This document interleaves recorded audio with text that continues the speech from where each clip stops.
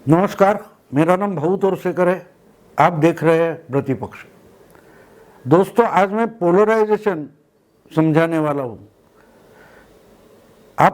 आजकल हम बार बार जो कुछ राजकीय विश्लेषण होता है, असेसमेंट होता है, एनालिसिस होता है, उसमें पोलराइजेशन ये शब्द इस्तेमाल किया करते हैं, सुनते हैं। पोलराइजेशन का मतलब ध्रुवीकरण, यानी आपको मालूम है कि एक बिंदु के इर्द गिर्द कुछ साहित्य सामान इकट्ठा हो जाता है, उसको ध्रुवीकरण बोला जाता है कि उत्तर ध्रुव है, दक्षिण ध्रुव है, वगैरह वगैरह। यानी पॉलिटिकल लैंग्वेज में होता है कि जो नेता है उसके इर्द गिर्द लोग जमा होते हैं, कार्यकर्ता होते हैं, छोटे नेता होते हैं, पार्टी की ताकत होती है, वोटर होता है, मतदाता होता है, उसको ध्रुवीकरण बोला जाता है।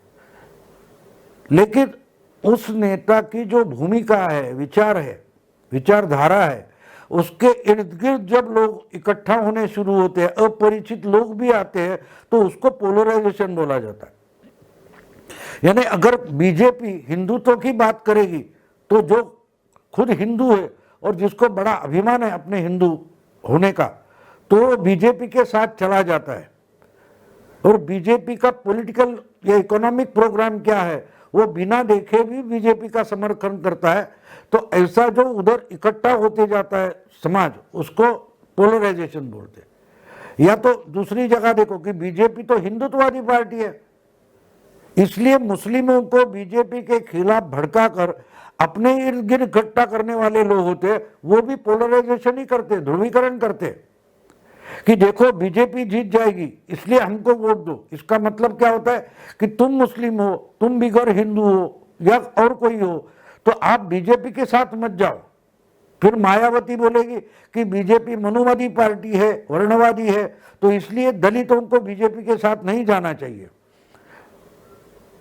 तो दलितों का ध्रुवीकरण मायावती करना चाहती है। इस ढंग से पॉलिटिक्स चलता है, उसको पोलराइजेशन बोलते हैं। लेकिन जैसे पोलराइजेशन होता है, यानी जो आरोप हमेशा मोदी या बीजेपी पर होता है कि ये लोग कम्युनल है और कम्युनल पोलराइजेशन करना चाहते हैं, तो अगर बीजेपी पोलराइजेशन करती है हिंदू के नाम पर, हिंदुत्व के नाम पर, तो बाकी पार्टियां सेक्युलरिज्म व हिंदुत्व का विरोध इस नाम पर पोलराइजेशन ही करते कि आप हिंदुत्व के खिलाफ हो तो हमारे साथ आ जाओ। यानी जो चिल्लाते हैं पोलराइजेशन के नाम से, वो भी इकोनॉमिक या पॉलिटिकल प्रोग्राम पर लोगों को इकट्ठा नहीं करना चाहते। किसी ना किसी का द्वेष, किसी ना किसी की नफरत होगी तो हमारे पास आ जाओ। इस ढंग से जो राजनीति चलती है उसको पोलराइजेशन बोलते हैं। यानी आप मुसलमान हो, ममता ने 2 महीने 3 महीने पहले जो चुनाव हुए उसमें क्या कहा था कि देखिए बीजेपी जीत सकती है तो मुसलमानों ने एक साथ होकर वोट करना चाहिए, यानी मुझे ममता को वोट करना चाहिए, नहीं तो बीजेपी आ जाएगी। यानी बीजेपी के बारे में या हिंदुत्व के बारे में आप नफरत करते होगे तो आपको टीएमसी के साथ, तृणमूल कांग्रेस के साथ, ममता के साथ आना ही पड़ेगा।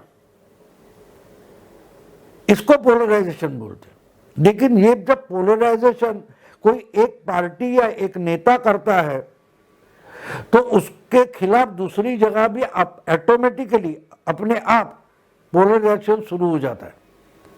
हम भूल जाते हैं कि 2014 में नरेंद्र मोदी क्यों जीते थे। वैसे तो गुजरात के नेता थे, राष्ट्रीय स्तर पर उन्होंने ऐसा कुछ पॉलिटिक्स किया नहीं था, ना वो केंद्र में मंत्री थे, ना एमपी थे। फिर भी वो क्यों जीत गए तो कहा गया कि मोदी ने पोलराइजेशन किया।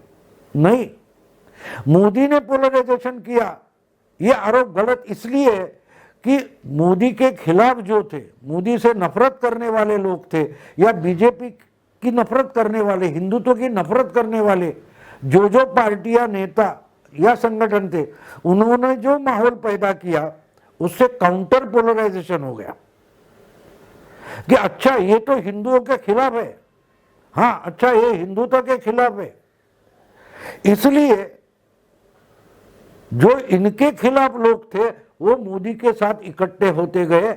ये मोदी की ताकत बनी 2014 में, जब मोदी जी ने पहली बार किसी बिगर कांग्रेस पार्टी को पार्लियामेंट में, लोकसभा में क्लियर कट मेजॉरिटी मिल गई। इसका कारण सब सेक्युलर पार्टियां थी। बात एक हुई कि हाँ अच्छा, ममता सेक्युलर है यानी हिंदुत्व के खिलाफ है। इन्होंने ऐसा माहौल खड़ा कर दिया कि सेक्युलरिज्म का मतलब हिंदुओं के खिलाफ, हिंदुओं की नफरत, हिंदुत्व की नफरत। तो जिनको अपने धर्म से अभिमान था, ऐसे सारे के सारे लोग अपने आप मोदी या बीजेपी के साथ इकट्ठे होते गए। ये एक बात थी। लेकिन बहुत सारा वोटर, मतदाता ऐसा भी होता है, वो इन बातों पर ध्यान नहीं देता। वो पॉलिटिकली या इकोनॉमिकली अच्छा प्रोग्राम किसके पास है, कौन देश का विकास करना चाहता है, इस पर भी ध्यान रखता है और उसी तरफ चला जाता है। तो देखिए, जो 2014 का चुनाव था, उस चुनाव में मोदी जी ने कहीं भी ना मंदिर का मामला उठाया, राम जन्मभूमि का, ना 370 का मामला उठाया, ना कॉमन सिविल कोड का मामला उठाया, क्योंकि वो तो बीजेपी का कोर एजेंडा है। ये तो सब जानते, मोदी जी को उस पर बात ही नहीं करनी पड़ी। आपको याद होगा तो उस समय कुंभ मेला था, कुंभ था, वहां के साधु संतों ने मोदी जी को बुलाया था 2014 में, जब प्रचार चल रहा था 13 और 14 में। मोदी जी साधु संतों का जो संसद हुई थी वहां भी नहीं गए थे।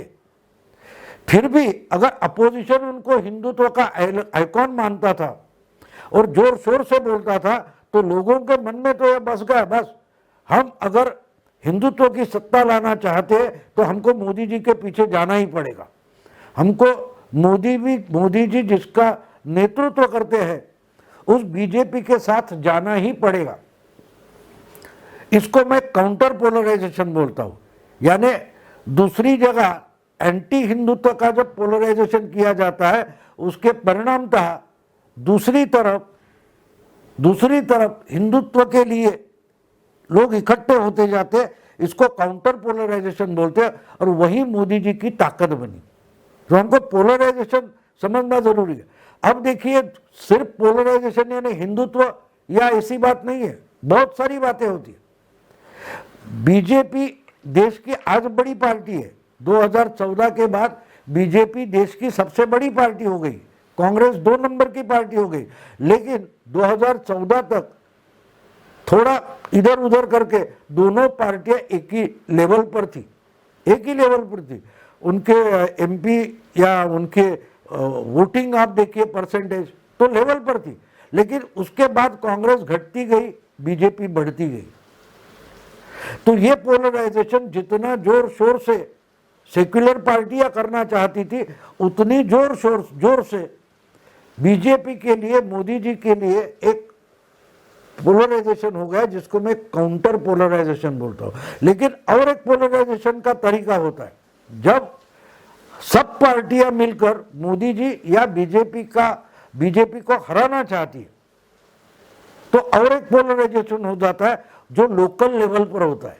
लोकल लेवल पर क्या होता है पोलराइजेशन? अब देखिए, हम बंगाल का चुनाव देख सकते हैं। बंगाल में बीजेपी थी, ममता थी, ये 2 बड़ी पार्टियां थी।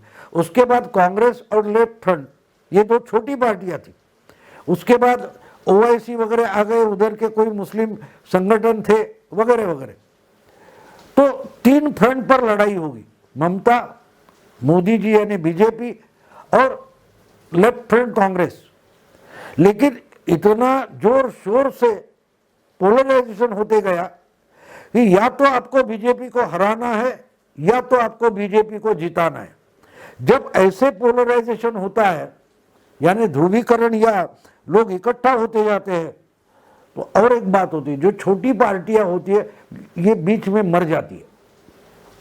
हमने बंगाल में देखा कि कांग्रेस या लेफ्ट फ्रंट कोई छोटी पार्टी नहीं थी। लेफ्ट फ्रंट तो 10-12 साल पहले बंगाल में सत्ता चलाती थी। लेफ्ट फ्रंट का अपनी मेजॉरिटी थी। मार्क्सिस्ट या जो बाकी लेफ्ट पार्टियां हैं उनकी अपनी मेजॉरिटी थी बंगाल में।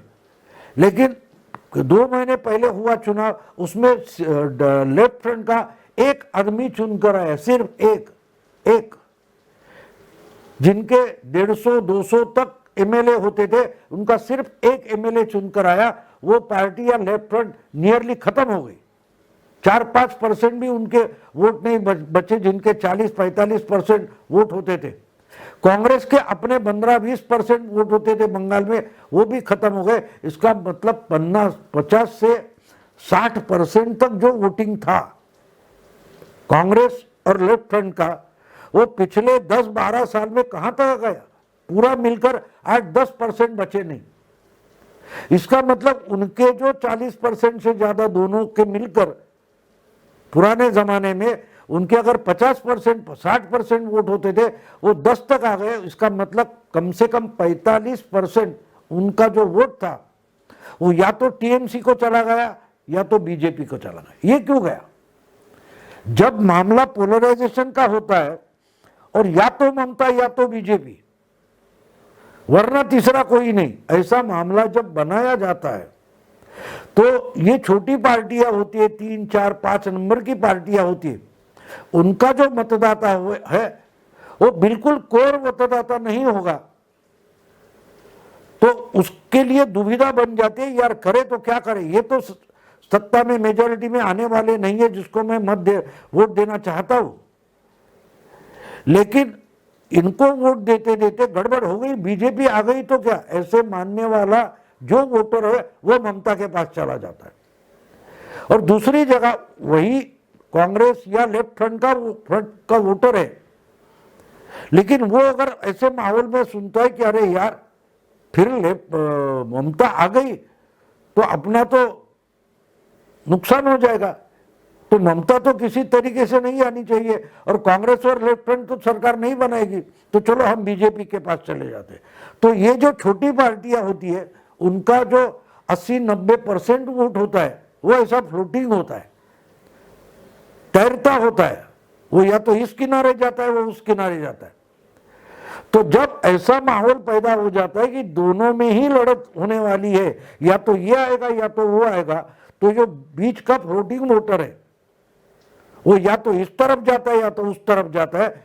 उसकी मानसिकता क्या होती है, अगर वो ममता के खिलाफ कांग्रेस या लेफ्ट फ्रंट को वोट देता है तो वो चला जाता है बीजेपी के पास। अगर वो बीजेपी के खिलाफ होकर भी कांग्रेस या लेफ्ट फ्रंट को मत देता है, वोट देता है, तो जब ऐसा माहौल हो जाता है तो बोलता नहीं भाई बीजेपी आ सकते हैं तो मैं ममता के पास चला जाऊंगा। इसको पोलराइजेशन बोलते हैं। जब आप मोदी को हराओ या तुम मोदी को जिताओ, इस ढंग से माहौल खड़ा कर देते हो राजनीति का, तो बड़ा भारी पोलराइजेशन होता है। और 2014 में उसी ढंग का पोलराइजेशन हो गया, 2019 में भी वही हुआ है। और अगर 2024 के लिए इसी ढंग का पोलराइजेशन किया जाएगा, माहौल खड़ा कर दिया जाएगा, तो फिर से बड़ी भारी तादाद में मोदी जी और बीजेपी जीतेगी। 8 महीने के बाद यूपी में चुनाव होने वाले हैं। अगर ऐसा ही माहौल योगी और योगी को हराना है, ये अगर मायावती, अखिलेश, ओवैसी, कांग्रेस, इन सब का एजेंडा अगर योगी को हराना इतना ही होगा, तो मोदी, योगी और बीजेपी बड़ी भारी ताकत में फिर से यूपी में चुनकर आएगी। क्योंकि जिसको कांग्रेस नहीं चाहिए उसको चॉइस योगी होता है, जिसको मायावती नहीं चाहिए उसके लिए चॉइस योगी होता है, जिसको अखिलेश नहीं चाहिए उसके लिए चॉइस योगी होता है, जिसको ओवैसी नहीं चाहिए उसका भी चॉइस बीजेपी होता है। इसका कारण दोस्तों ये है कि मतदाता जो है वो चुनाव के बाद क्या होगा वो भी सोचेगा। अगर ये चारों पार्टियां योगी के खिलाफ है, इसका मतलब अगर योगी का बहुमत चला जाएगा, बीजेपी को बहुमत नहीं मिलेगा, तो बाद में चारों पार्टियां इकट्ठी आ जाएगी, सरकार बनाएगी, और मुझे जो नहीं चाहिए फिर भी वो सरकार मुझे भुगतनी पड़ेगी। इस ढंग से काउंटर पोलराइजेशन होता है। तो पोलराइजेशन का मतलब हमें बारीकी से समझना चाहिए, इसीलिए ये वीडियो बनाया। अगर आपको पसंद आए तो लाइक कीजिए, शेयर कीजिए, प्रतिपक्ष को सब्सक्राइब कीजिए। नमस्कार।